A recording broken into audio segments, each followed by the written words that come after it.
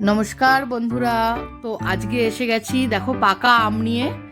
আমগুলো আমি ছিলছি। এগুলো আমাদের গাছেরই আম। এত আম এই জন্যে ছেলা হচ্ছে কেন কি এই আমগুলো দিয়ে আমি আজকে বানাবো ফ্রুটি। ঘরেই বানাবো ফ্রুটি। বাচ্চারা তো এমনিই ফ্রুটি খেতে খুব ভালোবাসে। তো বারবার বাজার থেকে না কিনে যাদের গাছে আম আছে বা বাজার থেকে কিনে এনেও ঘরে খুব ইজিভাবে ফ্রুটিটা বানিয়ে নেওয়া যায়। তো আমি আগে আমগুলোকে সব ছিলে নেব।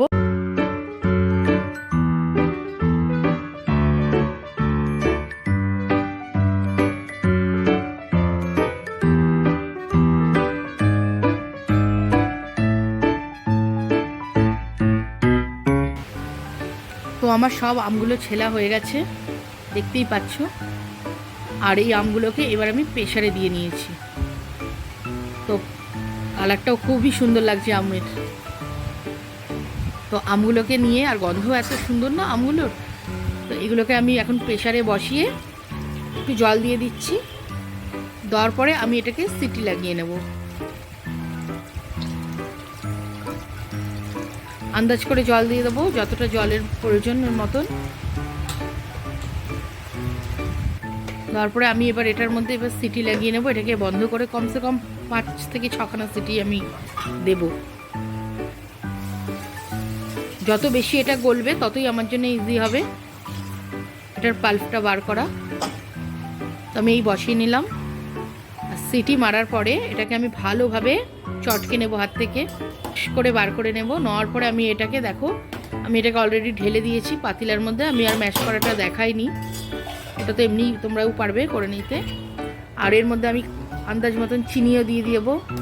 দেওয়ার পরে এটাকে ভালোভাবে আমি এটাকে বয়েল করাবো। বয়েল করতে করতে করতে করতে এটা যখন অনেকটাই মানে ঘন হয়ে যাবে তখন এটাকে আমি নামাবো। তো এখন এটাকে বয়েল করতে হবে অনেকক্ষণ। আর সবসময় নাড়াতে হবে এটাকে হাতা দিয়ে বারবার করে, কেননা নিচে লেগে যাবে তা না হলে। সেই জন্য এটাকে মানে হাতা দিয়ে বারবার এটাকে নাড়িয়ে যেতে হবে যেন নিচে না লাগে। তো এটাকে ঘেটে ঘেটে ঘেটে ঘেটে এটাকে মানে ফুটাবো রসটাকে, আমের রসটাকে। আর খুবই সুন্দর গন্ধ বেরাবে। এটা যত ফুটছে ততই সুন্দর, মানে ফুটির মতন গন্ধ বেরাচ্ছে একদম। আর দেখো এটাতে কিন্তু কোনো কালার দেওয়া নেই, নিজের ন্যাচারাল কালারেই এটা এত সুন্দর রং আসছে, আমের কালারেই। বাইরেরটাতে অনেক সময় কালার দেয়, কিন্তু আমরা ঘরে দেখো একটু কালার মিক্স করা নেই, কিচ্ছু নেই। এটা নিজস্ব কালার আমের। এরকম ফেনা কিন্তু উঠতেই থাকবে, কিন্তু ফেনাটাকে যদি না নাড়াই তো পড়ে যাবে উঠলে ফেনাটা। সেই কারণে এটাকে আমাকে সবসময় হেলাতেই হবে যেন নিচে না লেগে যায় বা ফেনাটা না পড়ে যায়। আর এটাকে আমি অনেকক্ষণ ধরেই ফুটিয়ে ফুটিয়ে ফুটিয়ে ফুটিয়ে ঘন করে নেব একদম।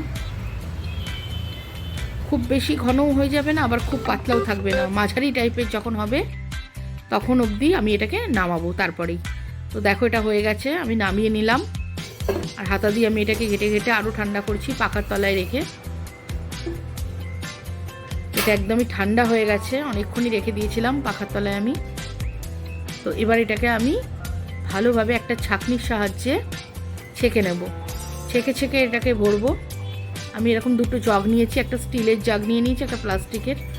তো তোমরা ইচ্ছা করলে আগে জাগে নিয়ে তারপর এটাকে মানে একটা বোতলের মধ্যেও ঢেলে সুন্দরভাবে ঠান্ডা করে নিতে পারো ফ্রিজে রেখে।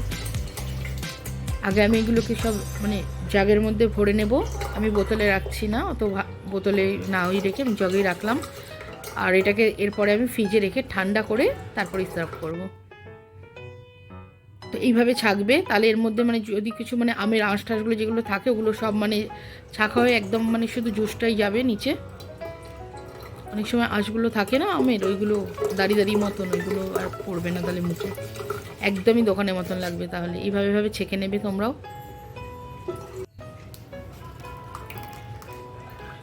এটা খুবই ইজি প্রসেসে বানানো আর খুবই টেস্টি। ঘরে মানে কেউ বুঝতেই পারবে না যদি না বলো যে বাইরের থেকে এটা ঘরে বানানো। খেয়ে সবাই ভাববে বাইরের থেকেই মানে কেনা। আর দেখো কি দারুণ কালার এসেছে, তেমনি গন্ধ বেরাচ্ছে সুন্দর একদম ফুটির মতন। তো হয়ে গেল আমার একটা জাগ পুরো ভর্তি হয়ে গেছে। এখনও দেখো গামলাতে এতটা রয়ে গেছে। তো ওটাও আমি ঠিক এইভাবেই ছেঁকে ছেঁকে ওই জগটার মধ্যে ভরে নেব।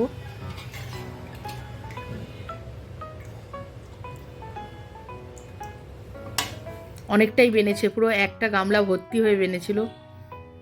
অনেক দিনই চলবে ভেবেছিলাম, কিন্তু দুদিনেই শেষ হয়ে গেছে আমার ঘরে। বাচ্চারা এত মানে পছন্দ করেছে যে মানে দুদিনেই পুরোটা শেষ হয়ে গেছে।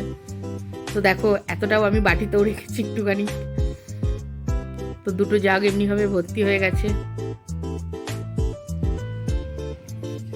এবার এটাকে ফ্রিজে রেখে ঠান্ডা করে তারপরেই তোমরা এর মধ্যে একটু বরফের টুকরো দিয়ে তারপরেই তোমরা এটাকে সার্ভ করবে।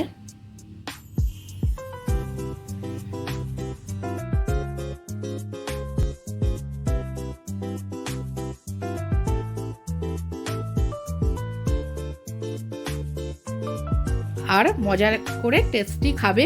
আমার ভিডিওটা এখানেই শেষ করলাম। যদি ভালো লাগে অবশ্যই লাইক, শেয়ার আর কমেন্টস করতে ভুলো না যেন। Thank you.